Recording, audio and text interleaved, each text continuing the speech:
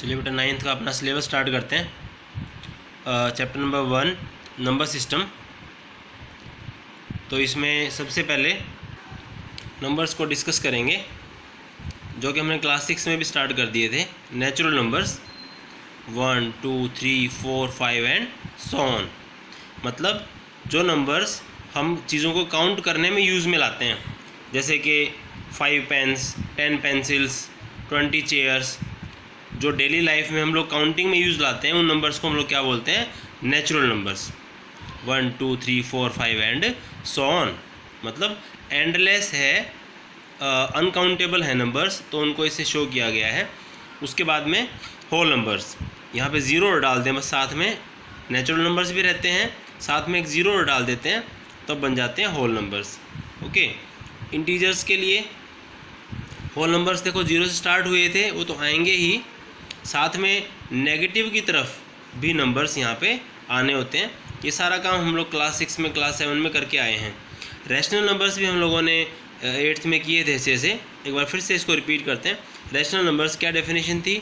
The numbers of the form P upon Q are called rational numbers where Q is non zero. हम लोग क्यों बोलते हैं कि क्यू नॉन ज़ीरो होगा? बिकॉज क्यू किस में आ रहा है? डिनोमिनेटर में।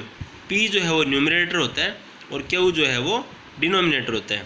तो इसको, क्योंकि ये डिनोमिनेटर में आ रहा है और डिनोमिनेटर में कभी भी ज़ीरो नहीं हो सकता, क्योंकि ज़ीरो से डिवीजन पॉसिबल है ही नहीं। हम कभी भी ऐसे नहीं लिखते कि भाई 4/0, क्योंकि 4 को 0 से डिवाइड किया ही नहीं जा सकता। Division by zero is not possible, इसलिए डिनोमिनेटर में कभी भी ज़ीरो नहीं लिखी जाती। इसलिए हम बोल रहे हैं क्यू नॉन ज़ीरो होना चाहिए। And P and Q R integers, और जो पी क्यू होंगे ये इंटीजर्स होंगे। ये आपके सामने मैंने एग्जांपल भी लिखे हैं रैशनल नंबर्स के। 2/3 -4/5, ठीक है, ज़ीरो। जैसे यहाँ पे ज़ीरो लिख दिया, -5 लिख दिया, इसका मतलब ये हुआ कि जितने भी ऊपर हमने नंबर्स लिखे हैं, नेचुरल नंबर्स हैं, चाहे वो होल नंबर्स हैं, चाहे वो इंटीजर्स हैं, वो सारे के सारे भी रैशनल नंबर्स होंगे। कैसे होंगे? क्योंकि हम लोग क्या कर सकते हैं? अपॉन में 1 लिख सकते हैं सबके। ये देखो, सभी होल नंबर्स के हमने अपॉन में 1 लिख दिया। ज़ीरो के भी अपॉन में 1 लिख दो।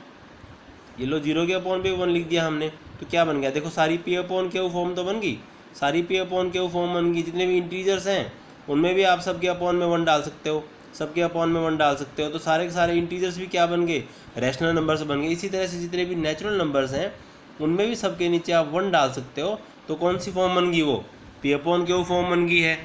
ठीक है, तो यहाँ पे हम कह सकते हैं कि भाई जितने भी natural numbers, whole numbers, integers हैं वो भी रैशनल नंबर्स होते हैं। इसीलिए यहाँ पे 0 को भी डाला हमने, -5 को भी डाला, 10 को भी डाला। ठीक है, ये फ्रैक्शंस होती हैं। 17/5 हो गया। ये हर तरह के नंबर्स आपके सामने यहाँ पे डाले गए हैं। ओके, यहाँ से एक चीज़ और भी क्लियर होती है कि जितने भी नेचुरल नंबर्स हैं, ये जितने भी नेचुरल नंबर्स हैं, ये देखो, जितने भी नेचुरल नंबर्स हैं वो सारे के सारे होल नंबर्स भी होंगे, क्योंकि सारे के सारे यहाँ भी तो अवेलेबल थे। 1 2 3 4 यहाँ भी तो थे वो।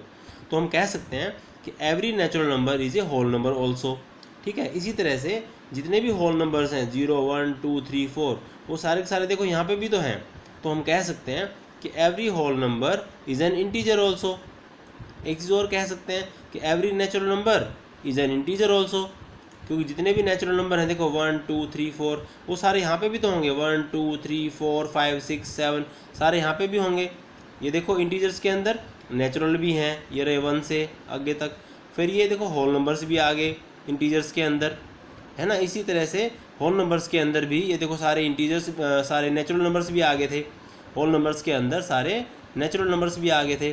तो यहाँ पे एक्सरसाइज में क्वेश्चंस पूछेंगे इस तरह के कि भाई every natural number is a whole number and every whole number is an integer.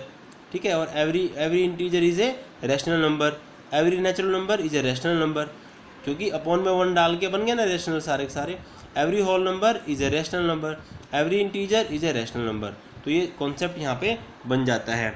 ठीक है, उसके बाद में फिर एक चीज़ और इम्पोर्टेंट है यहाँ पे, जहाँ पे एग्जांपल देख रहे हैं आप 2/3। देखो, जो फ्रैक्शंस हैं जब उनको डेसिमल्स में हम कन्वर्ट करेंगे, एक तो जैसे ये फ्रैक्शन दिखाई दे रही है आपको, एक फिर ये फ्रैक्शन दिखाई दे रही है, दोनों में फ़र्क क्या है?